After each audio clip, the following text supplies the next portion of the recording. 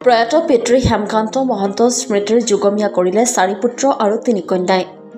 গোলাঘাট প্ৰধান ডাকঘৰৰ অধীনৰ গজলা সত্ৰ প্ৰাংগণত আজি বৰপথৰুৱা শাখা ডাকঘৰৰ স্থায়ী পকী ভৱনটো শুভ উদ্বোধন কৰা হয়। 1968 চনতে হেমকান্ত মহন্তই নিজ 50 টকা বেতনেৰে এই ডাকঘৰটো নিজ বাসভৱনতেই প্ৰতিষ্ঠা কৰিছিল।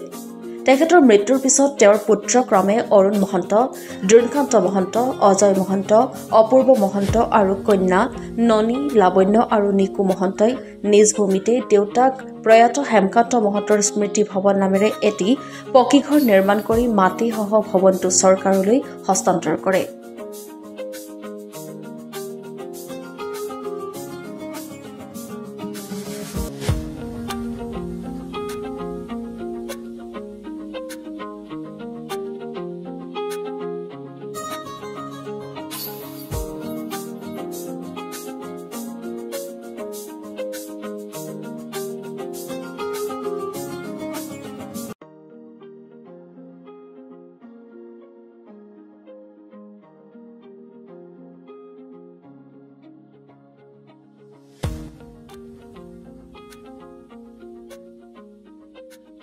জীৱন সমাপ্ত কৰিবলৈ আহিছোঁ, কিন্তু এনেকুৱা এটা অনুষ্ঠান এটা নিজস্ব প্ৰচেষ্টাৰে জীৱিত কৰা থিয় কৰা মই আজিলৈকে চাকৰি জীৱনত পোৱা নাই। এইটো মোৰ প্ৰথম অনুভৱ। তেখেতৰ দেউতাকৰ প্ৰতিষ্ঠা কৰা এটা ডাক বিভাগৰ অফিচৰ তেখেতসকলে আজি তেখেতসকলৰ সমগ্ৰ পৰিয়ালে এই অনুষ্ঠানটো আৰু আগবঢ়াই নিবৰ কাৰণে যিকণ তেখেতসকলে ৰাইজৰ কাৰণে উৎসৰ্গা কৰিলে ভৱনটো, সেইটো সঁচাকেই আমি লেখত ল'বলগীয়া। আজি তেখেতৰ দেউতাকৰ আত্মাৰ প্ৰতি তেখেতসকলে যিখিনি আজি মূল্য দিলে, দেউতাকৰ কামৰাজিক আজি ৰাইজৰ আগত যি ধৰণে সেইটো উঠি অহা নৱপ্ৰজন্মৰ কাৰণে এইটো এটা ভাল উদাহৰণ মই ভাবিছোঁ। অকল ডাক বিভাগেই নহয়, দেউতাকৰ প্ৰতি তেখেতসকলৰ শ্ৰদ্ধা, সেইটো এটা মই বিশেষ মোৰ নিজৰ যিটো মই আজি ফিল হৈছোঁ, অনুভৱ কৰিছোঁ।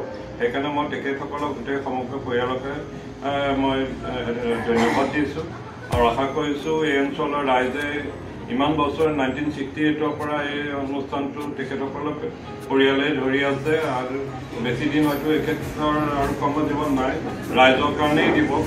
তেখেতে যিটো তেখেতসকলৰ পৰিয়ালে যিটো আদৰ্শ দেখুৱাই গ'ল, ভৱিষ্যতেও যোন আহিব এই অঞ্চলটোৰ উন্নতিৰ কাৰণে ডাকঘৰৰ যোগেদি এই অঞ্চলটোৰ উন্নতিৰ কাৰণে তেখেতেও যেন সেই কৰ্ম ব্যৱস্থা গ্ৰহণ কৰে আৰু আশা কৰিছোঁ এই অঞ্চলৰ ৰাইজৰ উন্নতি কৰি আগবাঢ়ি যাব। ইয়াকে কৈ মই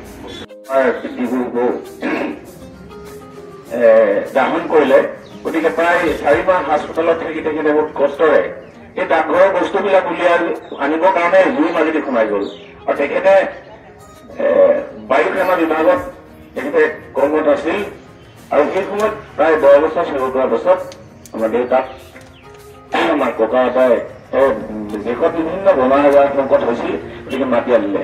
গতিকে তেখেতে বহুত কষ্ট কৰি মানে ডাকঘৰক বচাওঁ বুলি কৈ জুইৰ মাজেদি সোমাই গৈ ডাকঘৰৰ নথি পত্ৰখিনি আনিলে। বাকীখিনি অনাৰ পাছত তেখেতৰ মৃত্যুৰ পাছত আমাৰ বাইদেউ তথা আমাৰ লগতে আমাৰ ইয়াত উপস্থিত আছে বিষ্ণুপুৰ সত্ৰৰ পুনা মহন্ত, পদ্মকান্ত মহন্তদেৱ, তেখেতে সেই সময়ত একদম যুৱক আছিলে আৰু দিহা কলেজত পঢ়িছিলে, নাইট কলেজ পঢ়ে আৰু দিনত তেখেতে তাত পঢ়িয়ায়। তাৰপিছতে আছিলে আমাৰ গাঁৱৰে ঘনকান্ত মহন্ত, স্বৰ্গীয় ঘনকান্ত মহন্ত, তেখেতে বহু বছৰে ডাক কঢ়িয়াই ডাকলা কাম কৰি গ'ল। তাৰপিছতে আছিলে স্বৰ্গীয় মুকুল মহন্তদেৱ। পৰ্যায়ক্ৰমে আমাৰ এই ডাকঘৰটো এনেকেই পৰিচালনা হৈ আছে আৰু ইয়াৰ মূল চাবিকাঠি হৈছে ৰাইজ। এই অঞ্চলটোৰ সমূহ ৰাইজ, আমাৰ বৃদ্ধ বনিতা যুৱকসকলে ফুল শুভেচ্ছাৰে ফুল সহায় কৰি ডাকঘৰক দিয়া ৰাখিলে। এতিয়া আমি ভাবিলো যে এই শাখা ডাকঘৰ ভাগৰ দেউতাৰ স্মৃতিৰ কাৰণে এনেকৈ আমি আটাইকেইটা 2জন ককাই ভাই আলোচনা কৰি এভাগ গৃহ নিৰ্মাণ কৰি আৰু মাটি ভাগো আমি ডাক বিভাগক দান কৰি প্ৰায় 10 লোচা মাটি। গতিকে নিৰ্মাণ কৰাৰ পাছত আমি আজিৰ দিনটোতে এই শুভ দিনত আমি ৰাতিপুৱাতে আমাৰ নাম প্ৰসংগ আদি আধ্যাত্মিক অনুষ্ঠানৰ পাছত আমি এই ডাকঘৰৰ শুভ উদ্বোধন কৰিলে আমাৰ সঞ্চালক মহোদয়। তাৰপিছতে আমি আজি মুকলি সভালৈ এতিয়া উপনীত হৈছোঁ। গতিকে মই অনুৰোধ জনাওঁ, গতিকে আজি এই ৰাজহুৱা সভাত যাতে ৰাইজে অধিক সাহস উৎসাহেৰে অধিক কষ্টৰে যাতে আমাৰ ডাক বিভাগ জীয়াই ৰাখিলে গতিকে অনাগত দিনলৈ যাতে ডাক বিভাগত সহায় হওক কেন্দ্ৰীয় চৰকাৰ তথা অসমৰ ৰাইজৰ কাৰণে এই অঞ্চলটোৰ ৰাইজৰ কাৰণে সহায় হওক আৰু তাৰ কাৰণে আমি এই কোনো ধৰণৰ কাৰ্যসূচীৰ লগতে এই সভাটো অনুষ্ঠিত কৰিলো গতিকে ইয়াত বিশিষ্ট ব্যক্তিসকল আছে গতিকে আপোনালোকৰ গঠনমূলক পৰামৰ্শ অনাগত দিনত আমি কেনেধৰণে আৰু আগবাঢ়ি যাম ইয়াকে কামনা কৰি আমি এই সভাগাৰ অনুষ্ঠিত কৰিলো সভাৰ উদ্দেশ্য ব্যাখ্যা ইমানে